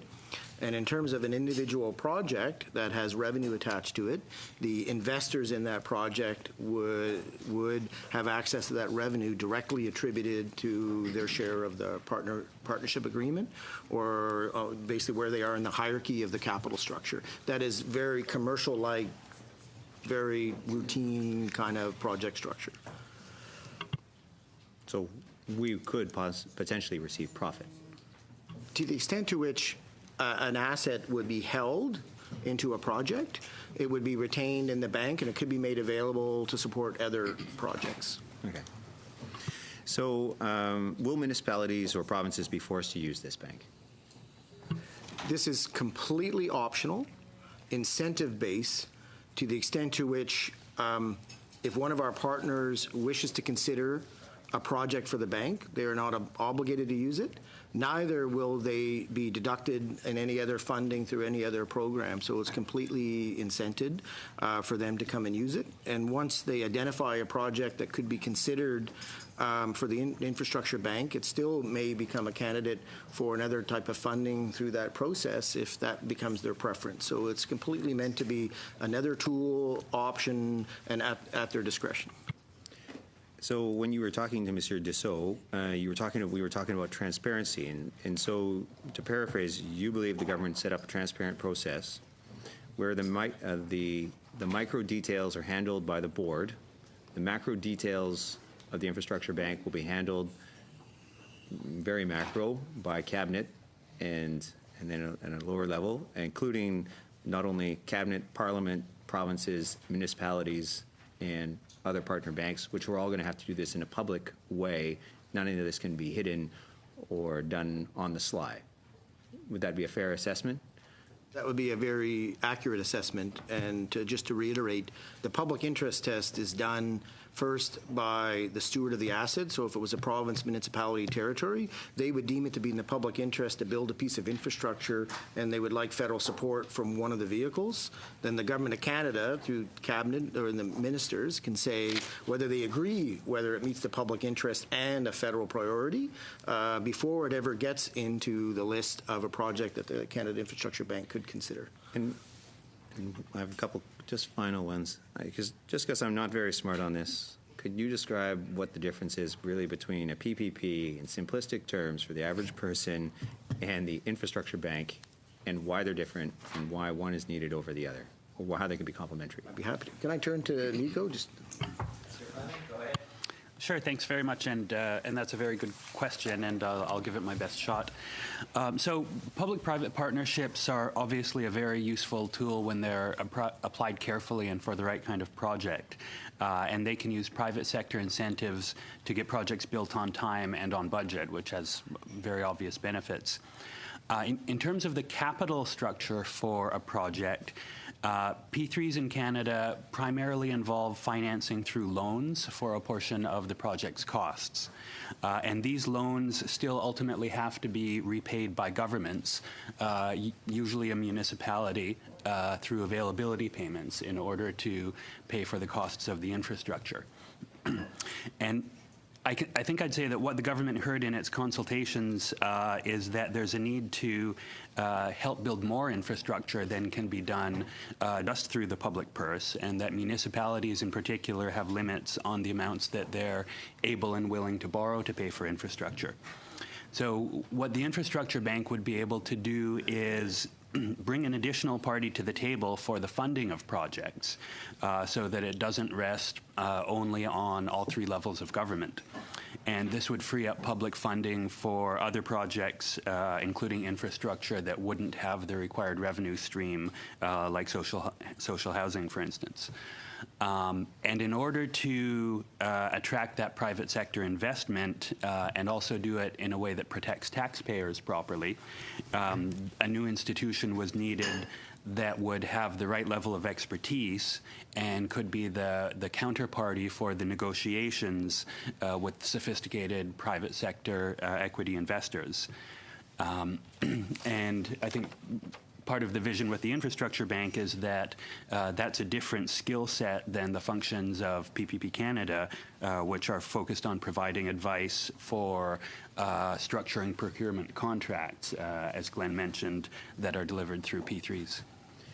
I just would like to say, I hope all of you will be participating in some way in this infrastructure bank, because you seem to know an awful lot about it, and I hope we don't lose expertise by people going to do other things, which may be just as important, but we certainly, to get this off on the right path, I think we're going to need that type of expertise. And I hope you thought of a name, and I'd just like to suggest one for the infrastructure bank, the Louis Riel Infrastructure Bank. Thank you, Robert. Just to remind committee members, we do have today, because some members have commitments, we have a hard stop at 1 o'clock. We will see whether we have to bring back this group prior to clause by clause on the 29th. In any event, we have 3 people on the list at the moment. Mr. Polyev, Ms. Padpot-Taylor, and Mr. Dussault, but we do have a hard stop at 1. So, Mr. Polyev. Mr. Campbell, the infrastructure bank will loan to projects, if a loan is not repaid, how will the loss be recorded in the public accounts of Canada? So it depends on the circumstance of the agreement, to the extent to which if the infrastructure bank is taking a position in the project as a lender alongside other lenders, if that is not repaid in some way, then it would basically take that liability and it be reallocated inside the partnership agreement. Any position that the bank takes, whether it's a lending or an equity, is designed to absorb risk under certain circumstances. This is actually, if I answer his question first. If I may, just we do have very limited time. I know, but we if can the come back project another itself, day. if the Mr. project Polyev, I'm going to let itself, Mr. Polyev, Mr. Campbell so finish your answer, take it off and then your we'll come time. back to Mr. Polyev. For whether it's an equity or a lending position, to what extent that is not repaid, then that would be deemed to be federal support into that project, and it would be recorded as expenditure against the $15 billion that the government has in the fiscal framework. So that would be deemed to be federal support. It would have been loss absorbing. So whatever the structure would be for either a loan or an equity, the design of it is to manage that risk transfer. And if that materialized, then that would then convert into federal support for that project. So then it would become an expenditure. It would become an expenditure recorded against that $15 billion profile that we had mentioned earlier. So it starts out of the $20 billion of capital. You've testified elsewhere that loans would come out of the $20 billion of capital, but in the event that there's a default loss, then it would migrate over and become an expense out of the $15 billion that is also included in the infrastructure bank. Close, in the sense that the $35 billion is balance sheet. If the infrastructure bank is investing in a $1 billion project, and let's say its position is $200 million in that project, there has to be an accounting determination each and every year by the auditors to determine what is the level of under market or market support. To the extent to which there's some risk in the position of the infrastructure bank, it would be obligated to report back through the consolidated accounts that a certain amount of money that would be expenditures. If there is a liability asset match. Mr. Chair, it's just you keep saying if. The scenario we're talking about is when the money has not been repaid, it's defaulted. In the event of a default loss, where will that loss be accounted for? It will be out of the 15. It will have originated out of the $20 billion of capital. That's not technically correct. All of the positions from the infrastructure bank will be part of the $35 billion balance sheet. Right. The differentiation between 20 and 15 is an accounting determination. I know. And it could be made on day one. Like any other asset, you put in money into a project, the accountants say you can't account for that as a complete liability asset match. Therefore, you need to, it's 20% or 50% will be immediately recorded as an expense against the Government of Canada. That could go up or down over time. Whether a loan is repaid or not, it could have a value that has to be recorded against the $15 billion. So the net basis will be recorded against the $15 billion. So, for example, the government, let's say, makes an initial contribution to a project and then provides a loan to the proponents to build that project. They default on that loan, then that default would be recorded as a loss that would draw against the $15 billion allocated to the infrastructure bank, correct? Except the infrastructure bank would not be loaning to one of the parties. The infrastructure bank would be loaning into the pool of the project, but had that materialized, it would be counted against the $15 billion.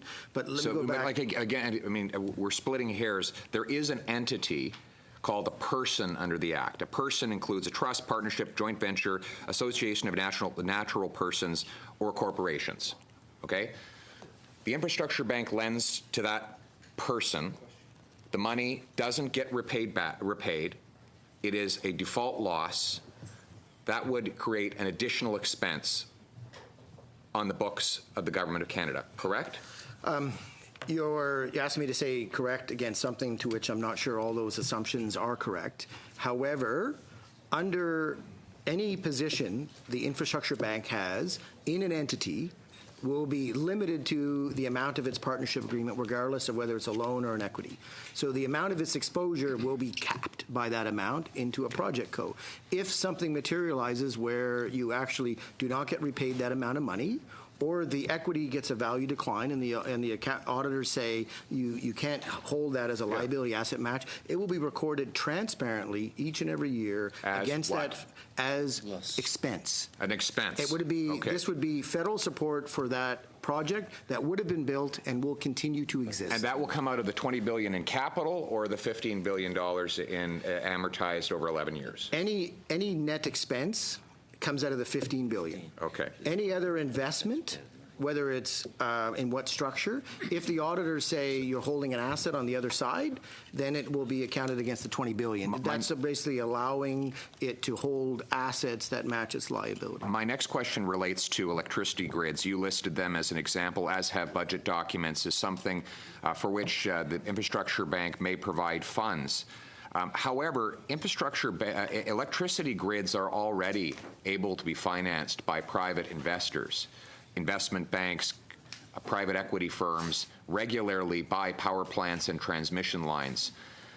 Why would the government, if the purpose of this bank is to draw private money into public infrastructure, why in this instance do you appear to be doing precisely the opposite, that is, drawing public money into what is already private sector enterprise? One preface, and then I'm happy to answer your question. First, as an official that used to work at Finance Canada in charge of financial institutions and banking, I'm very attuned to any issues about crowding out the private marketplace, and there's a reason why I'm the steward of this project. In many cases, the government's referring to interties or where parts of the electricity grid does not exist now and may be in the public interest to co-finance, co-partner with some of our provincial, territorial, and other partners, particularly up north, or to connect provinces where it may be in the public interest to be part of the risk-bearing partnership model to get pieces of that infrastructure built that otherwise would not have been built. But if any of those could have demonstrably been financed commercially, and there's a case to be made, then that's something the infrastructure bank likely would not do. If the commercial actors do not want to finance it, would that not be an indication in and of itself that it is not a commercially viable project? It really, it's always depends. It's a continuum. Commercial, a lot of projects that have a tariff associated, they're already user revenue, they're already revenue generating. You can associate from that tariff commercial financing. But there may be other planning bases where a province, a territory, particularly up north, has a vision where they'd like to expand energy into the north. They'd like to move Indigenous communities off, diesel, and they want to expand that grid. But that would be a little bit, whether it's too risky or the commercial sector would demand too high of a return to expand that infrastructure in various parts of Canada. The infrastructure bank would be a tool to come in and help manage that risk to get that project done in the public interest. Have to cut it there, or we might want broadband in some rural areas, I might suggest. Okay, we will have to cut it there and start where we left off. I was hoping we might not. We might finish with the infrastructure bank. Obviously, we didn't. So what time do we start tomorrow? This afternoon. Or, no, this afternoon at 3:30, right. Okay, we will adjourn, and we have other witnesses at 3:30, so we'll have to get back to you. Likely we will finish this session on Division 18, likely on the 29th. Anytime that the committee wishes. Thank you. Meeting adjourned.